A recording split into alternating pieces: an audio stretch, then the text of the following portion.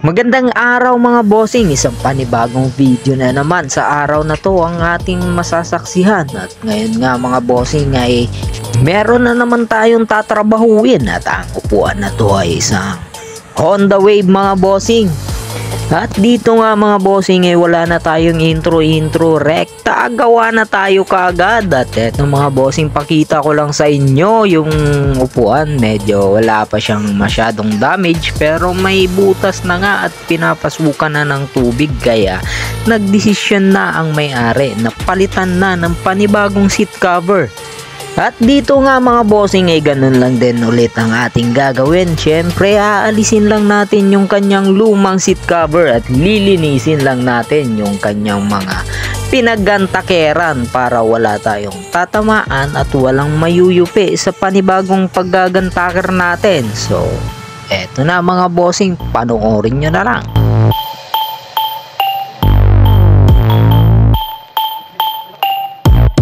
At dito nga mga bossing ay ang gusto ng customer natin ay bawasan yung kanyang foam at i-design natin ng malupitan, kaya pinapaliwanag ko sa kanya kung ano ang mga dapat na gawin. Kasunod na nangyari mga bossing ay hinihimas ko lang yung kanyang foam kung gaano kakapal at tinatansya ko kung saan lang yung kaya nating ibawas mga bossing para hindi natin tatamaan yung mga critical na bagay sa pangilalim ng kanyang foam at hindi tayo lalagpas at aabot dun sa kanyang upuan na kung saan ay plastic na mga bossing. So dito nga pala mga bossing ay mini-make sure ko talaga na matatansya ko yung foam o kung ano ang kapal ng kanyang foam at ang pagbabawas natin dito mga bossing. Kaya feeling ko naman ay tansyado ko na at gagawin na natin yung mga dapat nating gawin dito mga bossing. So ano pang hinihintay natin? Tara na at simulan na natin to.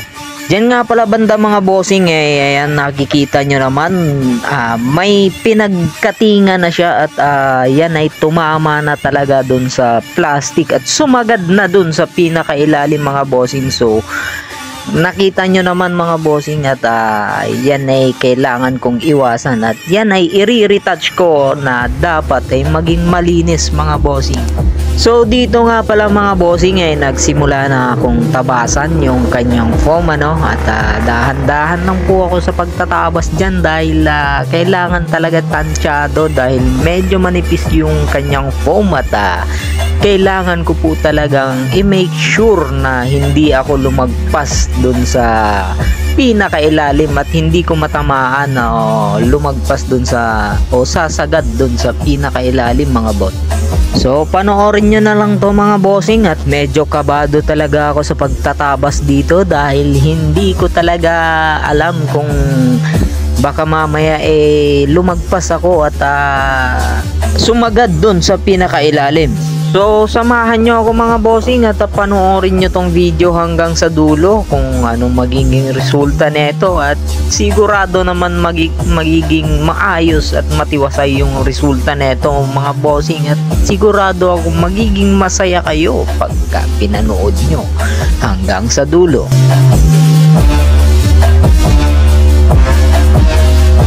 So ayun na nga mga bossing ay tapos na tayo sa first cut natin dito mga bossing, no, which is nandyan siya sa may pinakabandang unahan mga bossing at dadako naman tayo dito ngayon sa kanyang gitna mga bossing kasi ang napiling design nga pala dito ng ating customer mga bossing ay isang camelback na kung saan ay may bukol sa gitna at flat yung likuran mga bossing at curve yung unahan. So ayun po yung gagawin natin dyan mga bossing, kaya abangan nyo na lang at antabayanan nyo ang mangyayari.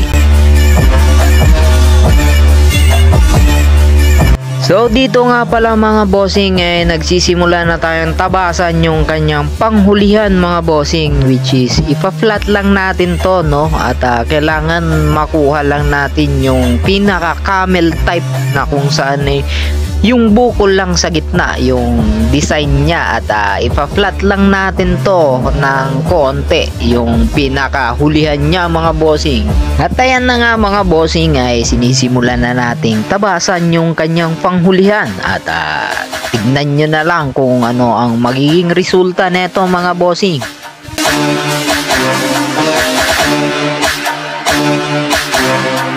At dyan nga pala mga bossing, tapos na nating tabasan yung kanyang panghulihan, ano, at sisimulan na po natin pakinisin yung kanyang foam gamit lang lata ng sardinas mga bossing. So mahaba-habang kuskusan to, kaya simulan na natin kuskusin to mga bossing hanggang sa kuminis. So di kaya ang mukha mo yung aking kukuskusin dahil makapal yan para numipis. Pero syempre biro lang mga bossing, kaya naman huwag kasi kayong tawad ng tawad kahit alam nyo namang nasa saktong presyo yung item o seat cover na binibili nyo. Huwag nyo nang tawaran ng sagad para naman maging maayos tayo sa lahat ng manininda. Uy, naipasok pa talaga no? Medyo may sama pa talaga ng loob no? At balik nga pala tayo dito mga bossing no? At kukuskusin lang natin to hanggang sa makuha natin yung tamang pantay at tamang kinis ng kanyang foam mga bossing. At panoorin nyo na lang yung video hanggang sa dulo.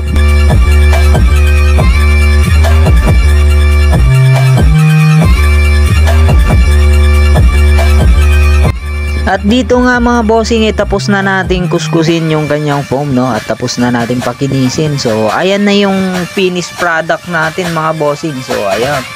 At sisimulan na po natin yan ngayong kabitan ng panibagong seat cover mga bossing. So dyan banda mga bossing ay kinukuha ko lang yung seat cover na napili ng ating customer, no? At ang napili ng customer natin dyan ay isang tribal red mga bossing, at nakadomino yung tatak mga bossing. So ayan, pinapakita ko sa inyo, no? So ayan yung napili ng customer natin. So magandang seat cover din yan mga bossing kasi rubberized siya at stretchable, at higit pa doon ay waterproof siya mga bossing. So magandang seat cover din to mga bossing para sa mga upuan ng mga motor nyo. At yung design nga pala ng ating seat cover dito mga bossing ay naka-press po siya at hindi po talaga siya nababakbak. At ayun lang yung kinagandahan ng ating seat cover dito mga bossing, no? So kung ako sa inyo ay ito na rin ang piliin nyo, at bukod sa maganda na quality at mura pa mga bossing, sa halagang 300 pesos lang ay may bagong seat cover na kayo mga bossing. At isa pa doon mga bossing free installation po siya, kumbaga ay libreng kabit na po ito mga bossing. At yun po yung ating offer dito sa ating munting tindahan. So ayun mga bossing, abangan nyo na lang at kung anong mangyayari dito sa video na to, at panoorin nyo na lang yung video hanggang sa dulo at kung ano yung kinalabasan.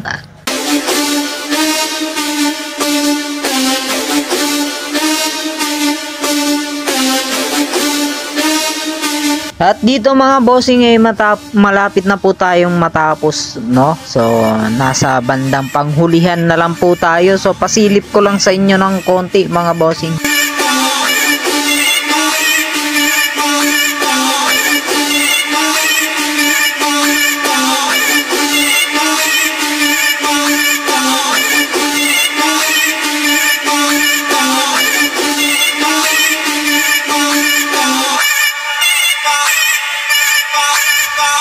At ayun mga bossing, tapos na nga po tayong ikabit yung seat cover dito, no? So bali ang gagawin natin dito mga bossing, ilalagyan na lang natin yung siding sa ilalim para malinis tignan mga bossing, kasi medyo maselan tayo sa paggagawa mga bossing. Ayaw natin yung medyo madumi yung ilalim, kaya lalagyan natin ng siding yan para aesthetic naman tignan at malinis tignan yung ilalim, at syempre para naman magustuhan ng customer mga bossing.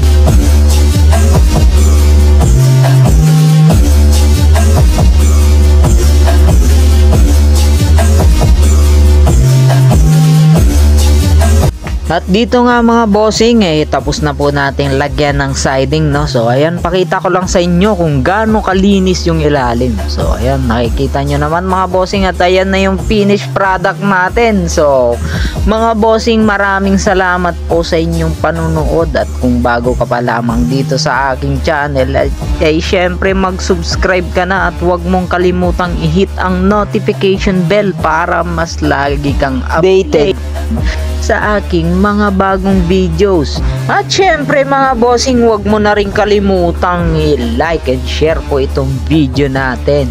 At mag-comment lang po kayo mga bossing para sa susunod na video ay ma-shoutout po kayo. So maraming salamat po sa panonood ninyo mga bossing. Hanggang sa susunod po na video. Salamat!